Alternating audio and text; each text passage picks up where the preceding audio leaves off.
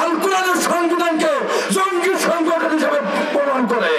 এরা পিতৃ পরিচয় যারা সন্তান কথা বলে ঠিক না, এদের জন্মের অবৈধতা রয়েছে, জন্মের বৈধতা নেই। দেখেন জন্মের ঠিক নাই, এরকম এরকম চেষ্টাই করে, জন্মের ঠিক নাই এদের। কারণ কোরআনকে নিয়ে যারা কটূক্তি করে, আল্লাহ নবীকে নিয়ে যারা কটূক্তি করে, এরা কখনো বৈধ নয়, বৈধ সন্তান হতে পারে না, পারে না, পারে না, কথা বলে ঠিক না। আমার বন্ধুগণ, তখন আল্লাহ নবীকে নিয়ে কটূক্তি করে আছে না? এই জামানায় আছে এই সমস্ত নাস্তিকদের বিরুদ্ধে। কারণ কিয়ামতের ময়দানে যখন মানুষ ছুটতে থাকবে, আমার আলোচনা করার মুড নষ্ট হয়ে গেছে। আমি কয়েকটা পয়েন্ট বলে আমি মোনাজাত দিয়ে চলে যাবো, এখন আর আলোচনা হয় না। কারণ আলোচনার একটা ধারাবাহিকতা আছে। আর এই মাইকটা ভালো, এইটা না বাদ দিয়ে এই মাইকটা নষ্ট মাইক এখানে দিছে। এই মাইকটা পুরো ভালো মাইক, হ্যাঁ এখন আর হবে না। এই মাইকটা পুরো ভালো মাইক, কত সুন্দর আওয়াজ, অথচ একটু আগে আওয়াজ পাচ্ছিলাম না। দেখেন কি 2 নাম্বারই করছে। হ্যাঁ সরি কেন? এই মিয়া, আপনি সরি বলবেন, এত মানুষের মতো সরি বলেন। আপনি এদের পাও ধরে মাপ চান, মাহফিলটা তো নষ্ট করছেন মিয়া। আপনি ভালো মাইকটা ওই জায়গায় ভাষ্যকারে দিয়ে আর এরকম নর্মাল জিনিসকে এখানে রাখছেন কেন? দোষটা সরি আমারে বলছেন কেন? সরি যেসব মানুষ এদেরকে বলেন অপারেটরের, তা অপারেটরের পক্ষ থেকে আপনি দালালি করছেন কেন? না ঘুষ খাইছেন ওর কাছ থেকে? এই আসবেন না। আমার বন্ধুগণ গভীর মনোযোগ,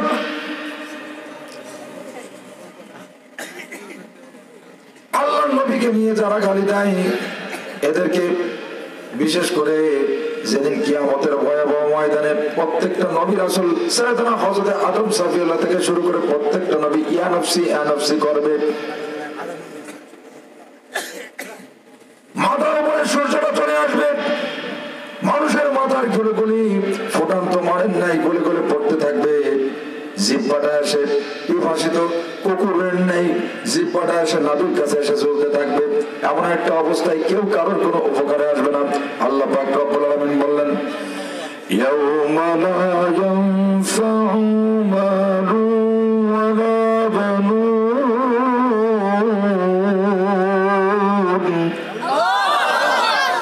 আল্লাহ পাক রব্বুল আলামিন বললেন, সেদিন মা তার সন্তানকে চিনবে না, সন্তান তার মাকে চিনবে না, স্বামী তার স্ত্রীকে চিনবে না, স্ত্রী তার স্বামীকে চিনবে না, অর্থ সম্পদ সন্তান সন্ততি তার কোনো উপকারেই আসবে না। কথা বলেন ঠিক কিনা? কারোর কোনো উপকারে আসবে না। সবাই যার ছুটতে থাকবে। এমন একটা অবস্থায় 50,000 বছরের মাঠ, এই 50,000 বছরের মাঠ প্রত্যেকটা নবী রাসূলের কাছে যাবে। তারা বলবে আমরা সুপারিশ করতে পারবো না। আমার নবীর কাছে যাবে, লাস্ট ফিনিশিং নবীর কাছে যাবে। নবীর কাছে যাওয়ার পর নবী সাথে সাথে উম্মতের অবস্থা থেকে নবী সিজদায় পড়ে কাঁদতে থাকবেন। তখন আল্লাহ বলবেন, যখন নবী আপনি কাঁদছেন কেন? আমি কি আপনার উপরে মাকামে মাহমুদ দেইনি, কাউসার দান করিনি আপনাকে? আপনি কেন কাঁদেন? তখন নবী আমার বলবেন, তখন নবীকে কথা বলার অনুমতি দিবেন।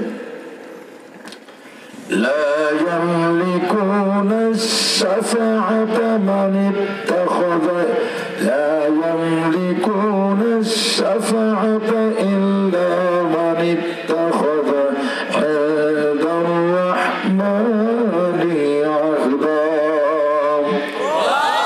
সেদিন আল্লাহ পাক রব্বুল আলামিন যাকে কথা বলার অনুমতি দেবেন, সুপারিশ করার অনুমতি দেবেন, তিনি ব্যতীত আর কেউ কথা বলতে পারবেন না।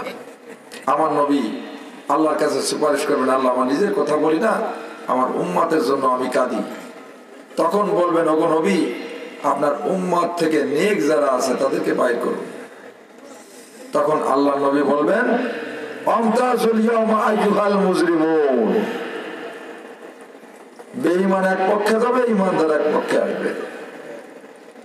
তখন ওই সমস্ত ঈমানদার বান্দা এবং বান্দীদের প্রতি আসমান থেকে রহমতের ফেরেশতা নাজিল হয়ে বলবে, আল্লা তাখাফু ওয়া লা احزنوا وأبشروا بالجنة وأبشروا بالجنة التي كنتم توعدون ওই সমস্ত ব্যক্তিবর্গের প্রতি আসমান থেকে রহমতের প্রশ্ন নাযিল হয়ে বলবে, আজকে ভয়াবহ ময়দানে আল্লাহ পাক তোমাদের উপর রহমতের ফেরেশতা নাজিল করছে, তোমাদের উপর তার আরশে মওলা এসে আশ্রয় দিয়েছে। তোমরা জীবনে অনেক কষ্ট করছো, অনেক ক্রান্তিকাল তোমাদের জীবনে এসেছিল। শেষ জামানার মানুষের ঈমান হবে হাতে ওই অগ্নিকুণ্ড ধরার মতো এরকম একটা অবস্থা হয়ে যাবে। তা বেঈমানরা অনেক ভালো থাকবে, ইমানদারের অবস্থা খুবই ন্যারো, সংকীর্ণ হবে তাদের অবস্থা। এই জন্য মুমিন হতে হবে, খাঁটি মুমিন হতে হবে। আল্লাহ বলছেন দুইটা কাজ করতে পারো, একটা হচ্ছে আমাকে রব বলতে হবে, রব মানতে হবে, যা করতে বলছে এটা করতে হবে, যেটা নিষেধ করছে এটা বরবাদ করতে হবে। আর একটা হচ্ছে ইমানের উপরে টিকে থাকতে হবে। ইমানের উপরে টিকে থাকতে হলে কোরআনের রাহবার, কোরআনের পাখি আল্লামা দেলোয়ার হোসেন সাঈদী আজকে কোরআনের পরে টিকে ছিলেন বিদায় যে পথে কাটা নাই ওই পথ কোনো পথ না, যে দাওয়াতে বাধা নাই ওই দাওয়াত কোনো দাওয়াত না। তা 13টা বছর বাতিলে জেলখানায় থাকছে, 50টা বছর কোরআনের খেদমত করছে, লাস্টে দুনিয়া থেকে বিদায় নিয়ে চলে গেলেন। তা এটাই হচ্ছে মুমিনদের পরীক্ষা।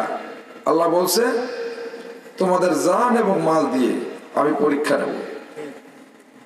ইসলাম নামক যে বৃক্ষ, এই বৃক্ষটা, এই বৃক্ষে দুইটা জিনিস বিক্রয় করতে হয় আল্লাহর কাছে, আর একটা জিনিস ক্রয় করতে হয়।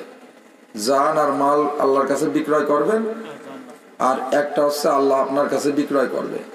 তা আপনি যদি আল্লাহর দিন প্রতিষ্ঠার জন্য আমার নেতার চরিত্র ফুলের মতো পবিত্র, দেখা যাচ্ছে যে গমের সামান্য এক বস্তা গমের লোভ সামলাতে পারে না, রাস্তার টাকা মাইরে খায়, কালবারের টাকা মাইরে খায়, এতিমখানার টাকা মাইরে খায়, মসজিদের টাকা মাইরে খায়, মাদ্রাসার টাকা মাইরে খায়, হ্যাঁ, যে 5 ওয়াক্ত নামাজ পড়ে না, মিথ্যা কথা বলে, মুনাফিকি করে, তারপরে বিভিন্ন ধরনের জেনা ব্যভিচার থেকে শুরু করে মদ থেকে শুরু করে সমস্ত খারাপ কাজ তার মধ্যে আছে। তাহলে এখন বুঝলেন যে কোরআন লাগবে না, ভালো কথা, কোরআন লাগবে না, তাহলে এই সকল বাটপার লাগবে। হ্যাঁ, এসব মূল্যবান চেয়ারে যদি এসব চোর আপনি এনে বসান, তাহলে তো চুরি করে সব খায় ফেলাই দেবে। হ্যাঁ, তাহলে তো ওই বাঘের কাছে ছাগল বাগড়ালি দেওয়ার মতো হবে। খবরদার, আপনি কোরআনের কাজ করবেন। কোরআন আমাদের সংবিধান, ওরাও সবাই তার বিজয় নিশান, নেতা আমাদের রাসূলুল্লাহ, লা ইলাহা ইল্লাল্লাহ। আল্লাহ নবী দেখানো পথ অনুযায়ী চলতে হবে। চালাও যে পথে, সে পথে তোমার প্রিয়জন গেছে চলি, সেই পথে চলতে হবে যে পথে আল্লাহ নির্দেশিত করেছেন, আল্লাহর মনোনীত পথে। শয়তানের মনোনীত পথে চলবেন, শয়তানকে সমর্থন করবেন, শয়তানের উত্তরসূরিদের সমর্থন করবেন, আবু জাহেলের উত্তরসূরিদের সমর্থন করবেন, আবু জাহেলের সাথে হাসর হবে। আব্দুল্লাহ ইবনে উবাইয়ের উত্তরসূরিদের সমর্থন করবেন, আব্দুল্লাহ ইবনে উবাইয়ের সাথে আপনার হাসর হবে। আর যদি আপনার হাসর আল্লাহ ওয়ালাদের সাথে, তাদের সাথে বন্ধুত্ব রাখেন, সম্পর্ক রাখেন, কবরে কিয়ামতের সর্ব অবস্থায় আপনি আল্লাহর সুপারিশ পাবেন, নবীর সুপারিশ পাবেন। এছাড়া কখনো সম্ভব না। এই বলে এখানে শেষ করছি, কারণ 12টার ওই ভাষায় আমি 1 মিনিটও আলোচনা করি না, যেহেতু আমাকে বলে দিয়েছে আলোচনা এই মাইকে দেওয়া সম্ভব না ভাই, আজান। কারণ আমার লাগাতার এখনো প্রত্যেকদিন 2টা করে মাহফিল, এখন রাত বাজে প্রায় 1টা, হ্যাঁ 1:45। আপনারা ভাষণ দেবেন বা করবেন, এত আগে তো আপনাদের কি হয়েছিল? আপনাদের কোনো সমস্যা হয়েছিল? আমি সারাদিন বিশেষ, তাহলে আপনারা এখন আসছেন, সুতরাং এখন আমার করার কিছু নাই, আমি আমার সময়টা আমি দিয়ে দিছি। এখন আমার দ্বারা একটা পর্যন্ত আলোচনা করা আমার সম্ভব না, ঠিক আছে? কারণ আমি বহু কষ্ট করে আসছি, আরো আগে আসছি, আবার বসে না থাকে ডাইরেক্ট স্টেজে উঠাতেন। এই জন্য আমরা 12টার ওই পাশে একটা মিনিট ওভার হলে ওয়াজ করি না, কারণ এখন আমি আজান দেবো, অনেকের ঘুম ভাঙবে, মানুষ ভাববে যে এলাকায় ফজর আজান হয়ে গেছে। এইটা আমি আল্লাহর কাছে গুনাহগার হতে পারবো না বাবা। মানুষ বাঁচলে, গাছ বাঁচলে ফল দেবে। এখানে আমি শেষ করছি। আলোচনাটা আপনারাই নষ্ট করছেন। আপনাদের মাইক আনতে বলছি, আপনারা মাইক আনতে পারেন নাই। আপনারা সাউন্ড সিস্টেম ডুপ্লিকেট মাইক লাগাইছেন আর এক জায়গায়, এটা সিচুয়েশন তৈরি করছেন আপনারা, আমার কোনো দোষ না। একটা সঙ্গীত হবে না, কারণ গলার অবস্থা খুবই খারাপ, এই সাউন্ডে সঙ্গীত হবে না। হ্যাঁ ইনশাল্লাহ। اللهم آمين. ربنا ظلمنا أنفسنا وإن لم تغفر لنا وترحمنا لنكونن من الخاسرين. আল্লাহ, এই গভীর রজনীতে আল্লাহ তাফসীরুল কোরআন মাহফিল শেষ করে আল্লাহ আপনার আসমান পানে হাত তুলিলাম, ভিখারির ন্যায়, নিঃস্বের ন্যায়, অসহায়ের ন্যায়। আল্লাহ, আমাদের গুনার দিকে না তাকাইয়া আপনার রহমতের দিকে তাকাইয়া আমাদের জিন্দেগীর সমস্ত গুনাহকে তুমি মাফ করে দাও।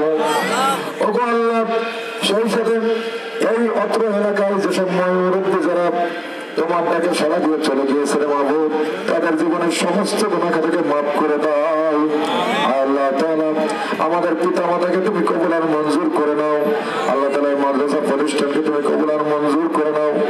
আল্লাহ তাআলা, যেন জীবনের শেষ অবধি পর্যন্ত পৃথিবীর সমস্ত মুসলমানদেরকে তুমি হেফাজত করো, জালেমদের জুলুম থেকে, অত্যাচারীদের অত্যাচার থেকে, মুনাফিকদের ষড়যন্ত্র থেকে তুমি আমাদেরকে হেফাজত করো। আল্লাহ, ربنا هب لنا من ازواجنا وذريتنا قرة اعين واجعلنا للمتقين اماما.